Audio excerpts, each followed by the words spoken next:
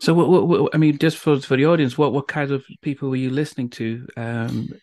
So for us, of course, if you ask each one of us individually, you'd have different things. But we grew up listening to the High-Lows and the Singers Unlimited, the Mills Brothers, the Manhattan Transfer, um, groups like that, as well as gospel groups. You know, we listened to the Winans, we listened to Commissioned, we listened to Andre Crouch Oh a yeah. lot. You know, the Hawkins family. So we took elements of all of those things, Earth, Wind, and Fire. You know, Wow. I would have so thought. then because we could take elements from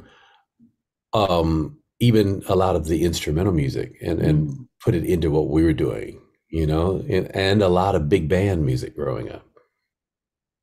And that's interesting because when you first came out, you were known for sort of a cappella type of singing, and then you talked about playing the trombone. What happened with the instruments? How did that decision become like, well, let's actually just use our voice as our instruments as opposed to the music complementing?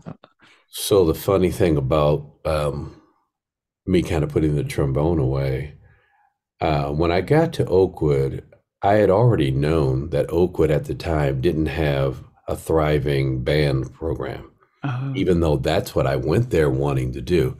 So it's by providence and by, I guess the grace of God that they didn't have a great band program because I couldn't focus on that.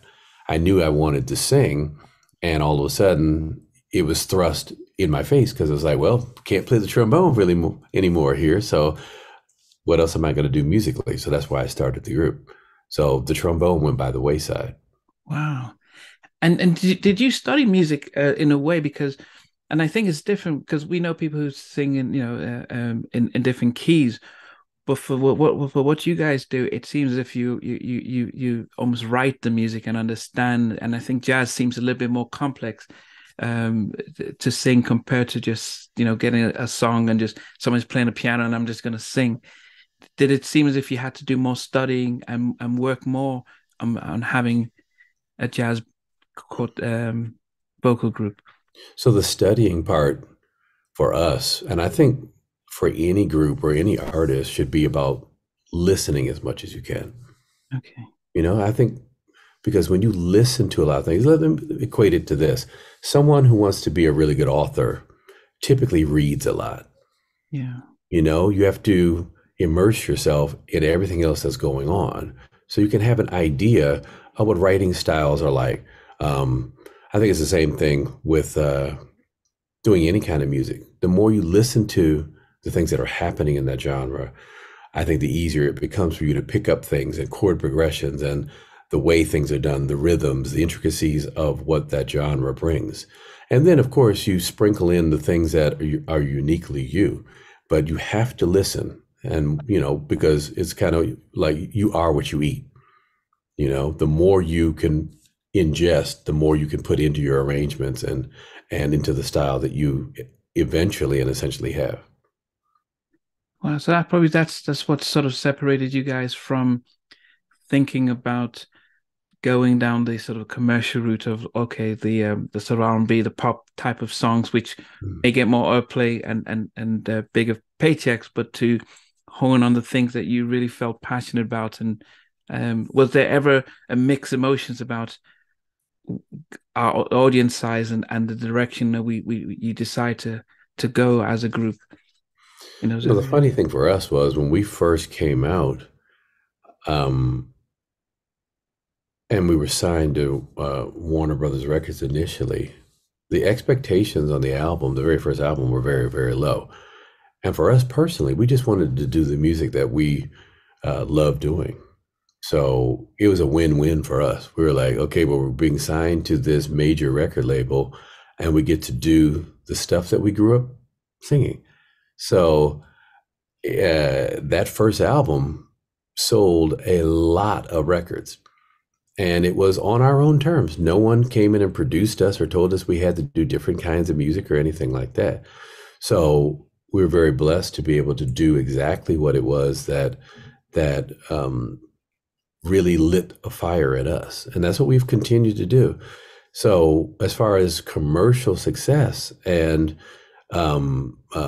creative success, we've always had a certain amount of that. So we've been able to continue doing what it is we wanted to do. And I think that's what has also essentially kept our group together for as long as it has. Yeah. How did you leave Alabama, well, university, and get onto Warner Brothers? Because I mean, one of his brothers were one of the big ones, and they're still big now. But back in those days, how did that happen? So we did a showcase. We had someone in Nashville, Tennessee, which is only 2 hours from Huntsville, Alabama, where the school was, set up a showcase where they just invited all of these different record label heads in Nashville. And when you do a showcase, you have no clue who's going to show up. You don't know if anyone's going to show up. And in fact, there may have been 7 people there, and we were prepared. We just did what we did. And unbeknownst to us, the gentleman who was the head of Warner Brothers Nashville showed up at that showcase. Wow. Uninvited, came in and checked us out and let us know that he enjoyed what we had just done, and he wanted to offer us a deal. We were like, okay. And, one showcase, a guy who we never knew, never invited. And that's, the rest is history. Wow. I mean, so by this time, when the showcase came, were you guys prepared? Like, we want to have a career in this, so we know we need a record deal and stuff. Or was it just like a night and another show for you guys because that's stuff you were doing? Well, I think it was a little bit of both. I mean, we were so young and green in this that, again, we just asked someone to set this up for us. We didn't know what was going to happen. We didn't know what could happen. So for us, it was just another show, basically. And in fact, being another show, it was a show where no one was. Like I said, there were like 7 people.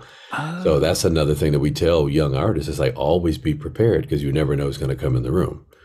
We could have said, well, no one's really here, let's not do this, or no one's really here, and then just halfway done it, be like, okay, let's get this over with. But we sang our hearts out, and it allowed us to be in front of someone who really enjoyed what they heard. Wow. Hey guys, thanks for watching. Thanks for being part of the Halftime Chat community. Please remember to like, share, and subscribe. But most importantly, why don't you consider being a member? That's a way of supporting the channel, but also getting a lot of videos ahead of time, a lot of behind the scenes stuff, and some exclusive content that doesn't get shared. But anyway, thanks for watching, and thanks for being part of Halftime Chat.